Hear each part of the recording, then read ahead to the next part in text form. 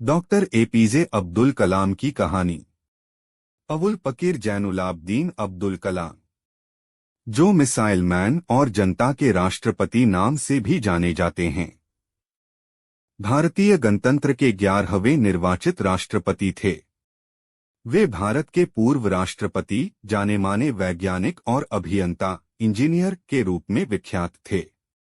उन्होंने सिखाया, जीवन में चाहे जैसे भी परिस्थिति क्यों न हो, पर जब आप अपने सपने को पूरा करने की ठान लेते हैं तो उन्हें पूरा करके ही रहते हैं। अब्दुल कलाम के विचार आज भी युवा पीढ़ी को आगे बढ़ने के लिए प्रेरित करते हैं।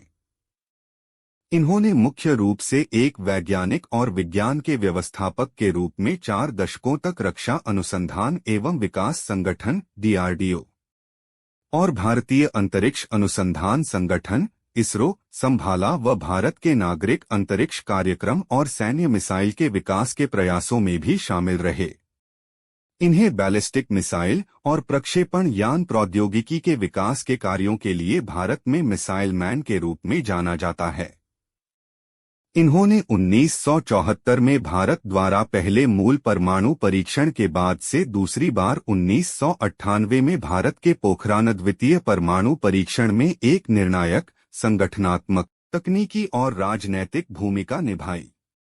कलाम सत्तारूढ़ भारतीय जनता पार्टी व विपक्षी भारतीय राष्ट्रीय कांग्रेस दोनों के समर्थन के साथ 2002 में भारत के राष्ट्रपति चुने गए। 5 वर्ष की अवधि की सेवा के बाद वह शिक्षा, लेखन और सार्वजनिक सेवा के अपने नागरिक जीवन में लौट आए। इन्होंने भारत रत्न, भारत के सर्वोच्च नागरिक सम्मान सहित कई प्रतिष्ठित पुरस्कार प्राप्त किए।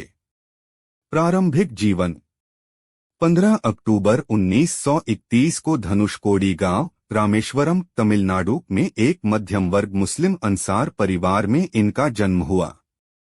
इनके पिता जैनुलाब्दीन न तो ज्यादा पढ़े लिखे थे, न ही पैसे वाले थे। इनके पिता मछुआरों को नाव किराए पर दिया करते थे। अब्दुल कलाम संयुक्त परिवार में रहते थे। परिवार की सदस्य संख्या का अनुमान इस बात से लगाया जा सकता है कि यह स्वयं 5 भाई एवं 5 बहन थे और घर में 3 परिवार रहा करते थे।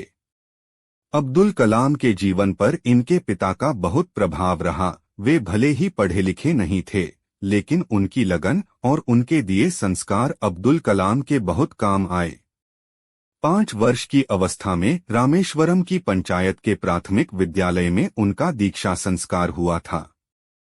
उनके शिक्षक इयादुराई सोलोमन ने उनसे कहा था कि जीवन में सफलता तथा अनुकूल परिणाम प्राप्त करने के लिए तीव्र इच्छा, आस्था, अपेक्षा, इन 3 शक्तियों को भली भांति समझ लेना और उन पर प्रभुत्व स्थापित करना चाहिए।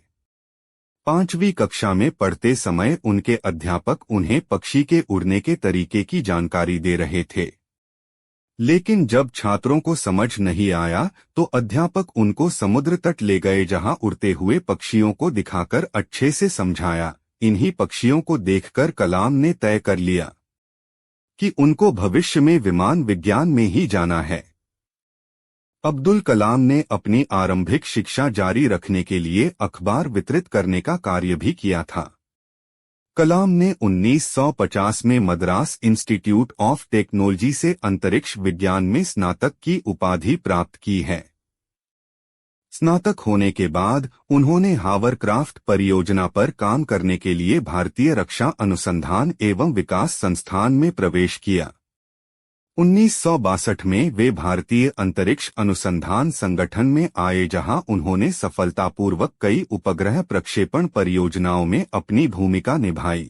परियोजना निदेशक के रूप में भारत के पहले स्वदेशी उपग्रह प्रक्षेपण यान SLV-3 के निर्माण में महत्वपूर्ण भूमिका निभाई, जिससे जुलाई 1982 में रोहिणी उपग्रह सफलतापूर्वक अंतरिक्ष में प्रक्षेपित किया गया था।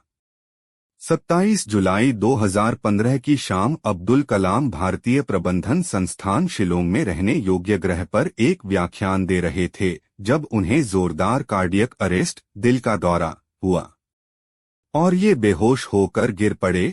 लगभग 6:30 बजे गंभीर हालत में इन्हें बेथानी अस्पताल में आईसीयू में ले जाया गया और 2 घंटे के बाद इनकी मृत्यु की पुष्टि कर दी गई।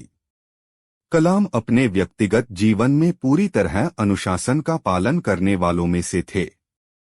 ऐसा कहा जाता है कि वे कुरान और भगवद गीता दोनों का अध्ययन करते थे। कलाम ने कई स्थानों पर उल्लेख किया है कि वे तिरुक्कुरल का भी अनुसरण करते हैं। उनके भाषणों में कम से कम एक कुरल का उल्लेख अवश्य रहता था। राजनीतिक स्तर पर कलाम की चाहत थी कि अंतर्राष्ट्रीय स्तर पर भारत की भूमिका का विस्तार हो और भारत ज्यादा से ज्यादा महत्वपूर्ण भूमिका निभाए। भारत को महाशक्ति बनने की दिशा में कदम बढ़ाते देखना उनकी दिली चाहत थी। उन्होंने कई प्रेरणास्पद पुस्तकों की भी रचना की थी और वे तकनीक को भारत के जनसाधारण तक पहुंचाने की हमेशा वकालत करते रहते थे। बच्चों और युवाओं के बीच डॉक्टर कलाम जी अत्यधिक लोकप्रिय थे। वह भारतीय अंतरिक्ष विज्ञान एवं प्रौद्योगिकी संस्थान के कुलपति भी थे। वे सदा स्मित करते थे, चाहे वो दफ्तर का नौकर ही क्यों न हो। वे जीवन भर शाकाहारी रहे। अब्दुल कलाम पर 10 वाक्य। 1. अबुल पाकिर जैनुल आबदीन अब्दुल कलाम का जन्म 15 अक्टूबर 1931 को हुआ। 2. इनका जन्म रामेश्वरम के धनुषकोडी ग्राम में एक मध्यम वर्गीय परिवार में हुआ। 3. बचपन से ही कलाम पढ़ने में बहुत होनहार थे और फाइटर पायलट बनना चाहते थे। 4. अपनी शिक्षा को जारी रखने के लिए कलाम अखबार बेचने का भी कार्य करते थे। 5. अंतरिक्ष विज्ञान में स्नातकोत्तर इन्होंने मद्रास इंस्टीट्यूट ऑफ टेक्नोलॉजी से पूरा किया। 6. स्नातक के पश्चात कलाम रक्षा अनुसंधान और विकास संगठन DRDO में शामिल हुए। 7. DRDO के बाद 1962 में इसरो से जुड़े और कई उपग्रह प्रक्षेपण कार्यों में शामिल हुए।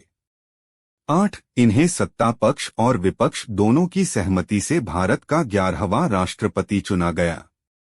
9. इनके योगदानों के लिए इन्हें 1997 में भारत रत्न से सम्मानित किया गया। 10. 25 जुलाई 2015 को IIM शिलांग में एक व्याख्यान के दौरान हार्ट अटैक से इनकी मृत्यु हो गई। जय हिंद।